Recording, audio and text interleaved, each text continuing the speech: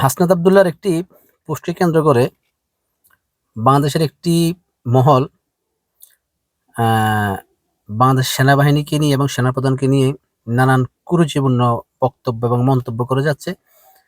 আহ, পাশাপাশি সেনাবাহিনীকে বিতর্কিত করে দেশে একটি ঘোলাটে পরিস্থিতি পরিস্থিতি তৈরি করার চেষ্টা করছে। যেমন এবি পার্টির ব্যারিস্টার ফুয়াদ আজকে একটি অনুষ্ঠানে বলেছেন যে আপনি প্রজাতন্ত্রের কর্মচারী, চাকর বাকর মতো থাকবেন। তার এই কথাটা না, এটা একদমই শেখ হাসিনার মতো। শেখ হাসিনা শহীদ প্রেসিডেন্ট জিয়াউর রহমানকে নিয়ে এমন তুচ্ছ তাচ্ছিল্য করে কথা বলতেন। এবং অনেকে, ব্যারিস্টার ফুয়াদ অনেকে প্রশ্ন করছেন যে বাংলাদেশের রাজনীতিতে সেনাবাহিনী কেন হস্তক্ষেপ করছে। বাংলাদেশের রাজনীতি সেনাবাহিনী হস্তক্ষেপ করছে না, বরং দেশ যেন একটি সুষ্ঠু গণতান্ত্রিক ধারায় ফিরে যায়, সেই জন্য তারা নিরলস কাজ করে যাচ্ছে। আর এই যে বলছেন কেন হস্তক্ষেপ করছে, যদি সেই প্রশ্নের উত্তর দিতে হয় তাহলে বলবো জুলাই আন্দোলনের রাজপথের স্লোগান শুনেন নাই আপনারা? ছাত্র জনতায় স্লোগান দিয়েছে, এই ছাত্র জনতারাই স্লোগান দিয়েছে যে এই মুক্তি দরকার সেনাবাহিনীর সরকার। তাহলে যদি আপনি বলেন কেন হস্তক্ষেপ করছে, তাহলে বলবো এই হস্তক্ষেপের রায় তো জনগণ দিয়েছে। জনগণ তো ডক্টর মোহাম্মদ ইউনূসের সরকার চাই এমন স্লোগান দেয় নাই। জনগণ দিয়েছে এই মুহূর্তে দরকার সেনাবাহিনীর সরকার। কারণ বাংলাদেশের ওই পরিস্থিতিতে সেনাবাহিনী ছাড়া কেউ কিন্তু পরিস্থিতি নিয়ন্ত্রণ করতে পারতো না এবং শেখ হাসিনাকে ক্ষমতাচ্যুত করতে পারতো না। এটা সবার কাছে পরিষ্কার ছিল যে সেনাবাহিনী হস্তক্ষেপ করার সাথে সাথে কিন্তু শেখ হাসিনা থাকবে না, এবং সেটাই হয়েছে। জেনারেল ওয়াকারকে যারা আজকে ভিলেন বানানোর চেষ্টা করছেন, তাদের মনে রাখা উচিত তিনি চাইলে ক্ষমতা টেকেওভার করতে পারতেন। তার সাথে তার কাছে জনরায় ছিল, রাজপথের জনরায় ছিল তার পক্ষে। তিনি চাইলেই পারতেন, এবং তিনি যদি সেই মুহূর্তে সেনা ক্ষমতা টেকেওভার করতেন, আপনার মতো ব্যারিস্টার ফুয়াদ কিছুই করতে পারতো না, এবং জনগণের সেটার বিরুদ্ধে যেত না। কারণ জনগণ রায় দিয়ে দিয়েছে সেনাবাহিনীকে যে এই মুহূর্তে দরকার সেনাবাহিনীর সরকার। কিন্তু জেনারেল ওয়াকার সেটা করেননি। 4 তারিখের রাত্রে তিনি বিএনপির চেয়ারপারসনের উপদেষ্টা, সামরিক উপদেষ্টা ফজলে রাব্বি স্যারকে ফোন দিয়েছেন যে স্যার আপনার সাথে আমি সকালে 1-to-1 মিটিং করব। এবং সেই মিটিংয়ে তিনি স্পষ্ট করে বলে দেন, স্যার আমাদের কোনো ইন্টেনশন নেই, আমরা শেখ হাসিনাকে স্টেপ ডাউন করাবো, তবে রাজনীতিবিদরা যেন আমাদের পাশে থাকে, রাজনৈতিক দলগুলো যেন আমাদের পাশে থাকে, আপনি সবার সাথে কথা বলেন। ফজলে রাব্বি স্যার, বিএনপির মহাসচিব মির্জা ফখরুল ইসলাম আলমগীর সহ সকলের সাথে কথা বলেন। এবং এরপরে সেনাপ্রধান সবাইকে নিয়ে ক্যান্টনমেন্টে বৈঠক করেন। বৈঠক করে এরপরে কিন্তু তিনি বঙ্গভবনে সবাইকে নিয়ে যান। এর আগে তিনি জীবনের ঝুঁকি নিয়ে গণভবনে যান। সেখানে শেখ হাসিনা এসএসএ প্রস্তুত করে রেখেছিল যে কোনো পরিস্থিতি মোকাবেলা করার জন্য। সেখানে কিন্তু সেনাপ্রধানের জীবনের ঝুঁকি ছিল। শেখ হাসিনার একটা ইশারায় কিন্তু, শেখ হাসিনা তখন স্টিল প্রধানমন্ত্রী, তার একটা ইশারায় কিন্তু সেখানে জেনারেল ওয়াকারকে হত্যা করা হতে পারত। জীবনের ঝুঁকি নিয়ে কিন্তু জেনারেল ওয়াকার সেদিন শেখ হাসিনাকে স্টেপ ডাউন করিয়েছেন। আপনাকে মনে রাখতে হবে তার হাতে জনরায় ছিল। সে যদি সেদিন বলতো সামরিক শাসন জারি করে দিলাম, শেখ হাসিনার পতন, দেশের মানুষ তার বিরোধিতা করতো না। পরিস্থিতি এমন ছিল, কিন্তু তার মধ্যে কোনো খারাপ মতলব ছিল না। সেই দেশ এবং জাতির প্রয়োজনে জীবনের ঝুঁকি নিয়ে সেদিন শেখ হাসিনাকে স্টেপ ডাউন করায়। এবং আগামীতে কীভাবে দেশ পরিচালনা হবে সে সিদ্ধান্ত তিনি সকল রাজনীতিবিদদেরকে ডেকে এনে বঙ্গভবনে সেই সিদ্ধান্ত নেন। এই জিনিসটা আপনাদের মাথায় রাখতে হবে। এই যে আজকে যারা সেনাবাহিনীর বিরোধিতা করছেন, সেনাবাহিনীকে চাকর বাকর বলছেন, আপনাদের উদ্দেশ্যে বলি, এই দেশ সেনাবাহিনী স্বাধীন করে দিয়েছে। আপনাদের মতো গলাবাজ, এই ব্যারিস্টার ফুয়াদ, সে একটা টু মাচ গলাবাজ পলিটিশিয়ান। সে শেখ মুজিবের মতো, শেখ মুজিব ছিল একটা গলাবাজ, এ একটা গলাবাজ।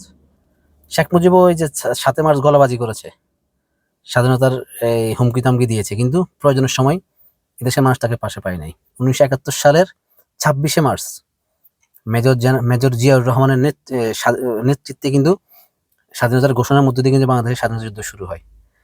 এবং সেক্টর কমান্ডার, তার প্রত্যেক সেনা অফিসার ছিলেন। এই বাংলাদেশ স্বাধীন হয়েছে সেনাবাহিনীর নেতৃত্বে, কোনো রাজনীতিবিদের নেতৃত্বে না। সেনাবাহিনী দীর্ঘ 9 মাস জীবন বাজি রেখে যুদ্ধ করে দেশ স্বাধীন করেছে।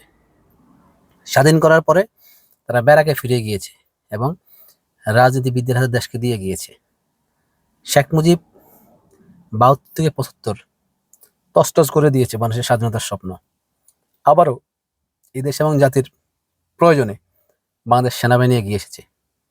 15 আগস্ট শেখ মুজিবকে ক্ষমতাচ্যুত করে এরপর আবারও যখন ৭ই নভেম্বর ৭৫ ৭ই নভেম্বরে যখন আবার দেশের স্বাধীনতা বিপন্ন হতে যাচ্ছিল, ঠিক তখনও বাংলাদেশ সেনাবাহিনী এগিয়ে আসে। সিপাহী জনতাকে নিয়ে তারা সেই ষড়যন্ত্র মোকাবেলা করে। এবং এই যে আজকে বাংলাদেশে বসে আপনারা বড় বড় কথা বলছেন, যে ব্যারিস্টার ফুয়াদ কথা বলছে, এই যে আজকের যে বাংলাদেশ, বাংলাদেশ যে আধুনিক বাংলাদেশের যে ভিত্তি, সেই ভিত্তিটাও রচনা করে দিয়ে গেছেন একজন সেনা অফিসার, তিনি শহীদ প্রেসিডেন্ট জিয়াউর রহমান। এই যে গত 15 বছরে যে এত দুর্নীতি, এত লুটপাটের বড় বাংলাদেশ টিকে আছে, সেটা শহীদ প্রেসিডেন্ট জিয়াউর রহমানের সেই ভিত্তিগুলোর কারণে। এরপরে যখন এরশাদ স্বৈরশাসক হয়ে উঠলো, 90-এর গণ অভ্যুত্থান আন্দোলন, তখনও কিন্তু এই তৎকালীন সেনাপ্রধান জেনারেল নুরুদ্দিন যখন এরশাদকে বলেছে, স্যার আমরা আপনার সাথে নাই, পরে কিন্তু এরশাদ পদত্যাগ করতে বাধ্য হয়। তখনও জেনারেল নুরুদ্দিনের সামনে সুযোগ ছিল ক্ষমতা টেক ওভার করার। পাকিস্তান এবং ভারত তাকে সেই পরামর্শ দিয়েছিল, কিন্তু তিনি সেটা করেননি। তিনি দেশকে গণতান্ত্রিক ধারায় নিয়ে যাওয়ার চেষ্টা করেছেন। জেনারেল ওয়াকারের সামনে সে একই সুযোগ ছিল। জেনারেল ওয়াকার যদি ক্ষমতা টেক ওভার করতো হাসিনাকে সরিয়ে, ভারত সবচেয়ে বেশি খুশি হতো, কিন্তু জেনারেল ওয়াকার সেটা করেননি। তিনি দেশকে গণতান্ত্রিক ধারায় ফিরিয়ে নেওয়ার জন্য চেষ্টা করে যাচ্ছেন, এখনো যাচ্ছেন। আমরা মইনু আহমেদের 111 দেখেছি, রাজনীতিবিদদের গলা টিপে ধরেছে, কিন্তু জেনারেল ওয়াকার সেটা করেননি। তিনি সবাই রাজনীতি করার সমান সুযোগ করে দিয়েছেন। তিনি শুধুমাত্র দেশে স্থিতিশীল পরিবেশ বজায় রাখার জন্য তিনি তার ট্রুপস মাঠে রেখেছেন।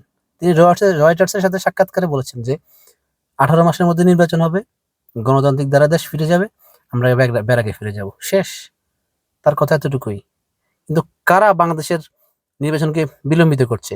এই যে আজকে ওয়াকারকে বিলীন করা হচ্ছে, কেন করা হচ্ছে?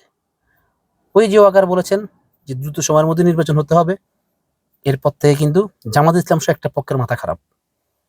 ওয়াকার সরাসরি সরকারকে জানিয়ে দিয়েছে ডিসেম্বরের মধ্যে নির্বাচন হতে হবে। সেই দীর্ঘদিন তার সৈনিক, তার সেনাবাহিনী বাইরে রাখতে পারবে না, স্পষ্ট জানিয়ে দেওয়া হয়েছে। এরপর থেকে আসলে মাথা খারাপ হয়ে গিয়েছে। এরা নানানভাবে নানান প্লটে চেষ্টা করছে সেনাবাহিনী এবং সেনাপ্রধানকে বিতর্কিত করার জন্য। চক্রান্ত, গভীর চক্রান্ত। যদি সেনাবাহিনীর ক্ষমতা গ্রহণের লোভ থাকতো, তাহলে কিন্তু সেনাবাহিনী নিজে নির্বাচন প্রলম্বিত করার চেষ্টা করতো। সেখানে সেনাবাহিনী বলছে দ্রুত সময়ের মধ্যে নির্বাচন দেন, আর এই দাবির তোলার পর থেকে কিন্তু সেনাবাহিনীর বিরুদ্ধে চক্রান্ত আরো জোরদার হয়। কারা করছে এগুলো? আমরা এগুলো সবকিছু বুঝি। আপনি যদি যত সময় নির্বাচন দিয়ে দিতেন, নির্বাচন যদি বিএনপির দাবি অনুযায়ী 3 মাসের মধ্যে হতো, তাহলে তো আজকে আওয়ামী লীগের প্রশ্নই আসতো না। আজকে আওয়ামী লীগের প্রশ্ন কেন আসলো? আওয়ামী লীগকে আপনারা 8 মাস সময় দিয়েছেন। 8 মাসে তারা নিজেদেরকে গোছানোর চেষ্টা করছে, তারা সুযোগ খুঁজছে কিভাবে তারা ঢুকবে। নির্বাচন হয়ে গেলে তার এই প্রশ্নটা আসতো না যে আওয়ামী লীগ আগামী নির্বাচন আসবে কি আসবে না। আওয়ামী লীগ তখন 5 বছর জন্য এমনি অপ্রাসঙ্গিক হয়ে যেত। যে দেশে জামাত ইসলাম আছে, সে দেশে আসলে আওয়ামী লীগের ফিরে আসার বারবার সুযোগ তৈরি হবে, এটাই স্বাভাবিক। জিয়াউর রহমান এমন রাজনীতি করে গিয়েছেন, যার কারণে আওয়ামী লীগ 21 বছর ক্ষমতার বাইরে থাকতে হয়েছে। এই 21 বছর পরে আওয়ামী লীগকে ক্ষমতা 96-তে কারা আনছে? কারা আওয়ামী লীগের সাথে একসাথে আন্দোলন করে আওয়ামী লীগকে ক্ষমতা এনে দিয়েছে, আমরা সবাই জানি। 2008 সালে বেগম জিয়া বারবার বলেছে নির্বাচন যাবে না। কারা বেগম জিয়াকে নির্বাচন যেতে বাধ্য করেছে, এটা আমরা সবাই জানি। এখনো কারা নির্বাচনকে প্রলম্বিত করে আওয়ামী লীগকে সুযোগ করে দিচ্ছে, সেটা আমরা জানি। আমাদের কারো সচেতন হতে হবে এবং আমাদের সেনাবাহিনীর পক্ষ অবস্থান নিতে হবে। বাংলাদেশ সেনাবাহিনী আমাদের গর্ব এবং গৌরবের জায়গা, এই দেশ এবং জাতির রক্ষা কবচ, এটা আমাদের মাথায় রাখতে হবে। আল্লাহ আমাদের সবাইকে ভালো রাখুক। আসসালামু আলাইকুম।